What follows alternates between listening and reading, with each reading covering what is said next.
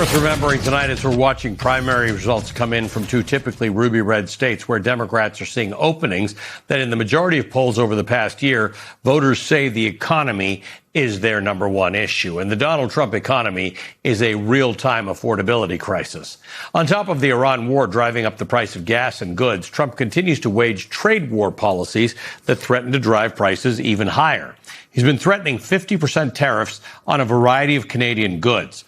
Now, the cost of tariffs is paid for by the companies who are bringing in the products to the United States, but those companies ultimately pass along those costs to you by increasing the price of goods.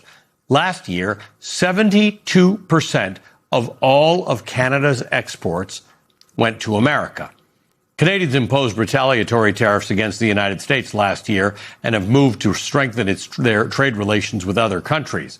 Most notably, Canada has begun selling its oil to China, which was unthinkable just a few years ago. Facing a midnight deadline, midnight tonight, to avoid the tariffs, Trump took to Truth Social in the last hour to declare that the tariffs on Canada will be paused for 3 days while he finalizes the details of a deal with Canada. But how much is a Trump deal worth at this point?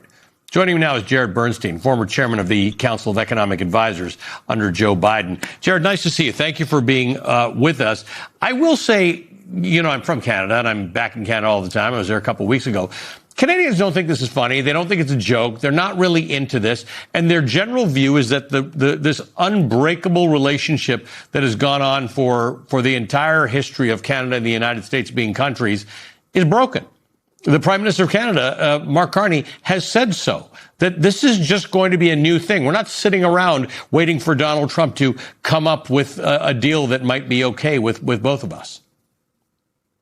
No question. And Mark Carney has been a particularly straight shooter talking about the damage that Trump's doing, not just to North American trade arrangements, but in a global sense. He's talked about the lasting damage that occurs when you have someone who you really can't deal with on the up and up, and someone who so deeply underappreciates the linkages between our countries. You know, auto production is a great example. I always believe that we have a North American auto production system, which is Canada, the U.S., and Mexico. Correct. And it's been a highly efficient machine for many years. Of course, Trump, with his very misguided views, has just thrown a wrench into that.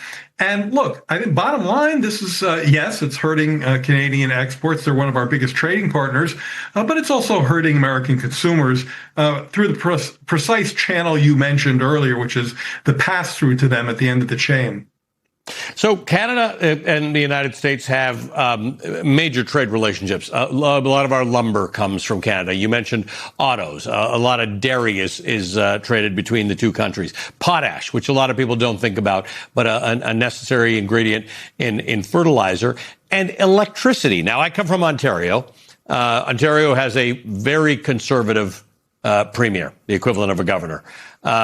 He threatened the United States to say, at some point, we might just cut off the electricity. I mean, I think something like 25 or 30% of New York City's electricity comes from either Ontario or Quebec. Now, these are big moves. They're probably not going to happen because once you start cutting off electricity and oil and potash, then you're in a full-out trade war. But the bottom line is, what's the danger of these kinds of conversations even happening? There are many dangers. One is that American consumers end up paying more for goods than they would in the absence of these tariffs. Now, the Trump administration has incessantly said from the beginning, and it is just a big, bold lie, that the Canadians, that is the exporters, will swallow the cost of the tariffs. They'll absorb those costs. Well, first of all, as you correctly pointed out, the tariffs are paid by the importing companies when they come through customs. So that's the most direct impact. But it doesn't just stop there. Of course, those companies are going to try to pass those prices forward to consumers. Basically, the person at the end of the chain is holding the bag, and that, of course, is the consumer. But there's a larger issue in play here, which is that while tariffs narrowly applied have been shown to be useful when other countries are dumping in our country, and that's a very specific thing. It's a rubber tires grade 4. It's not all electricity from Canada.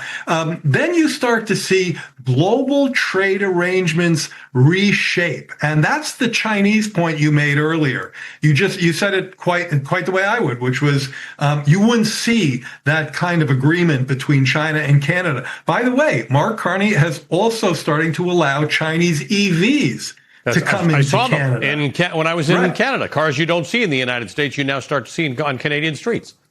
If you walked around this country, you would think China didn't make electric vehicles, but of course they're a dominant producer.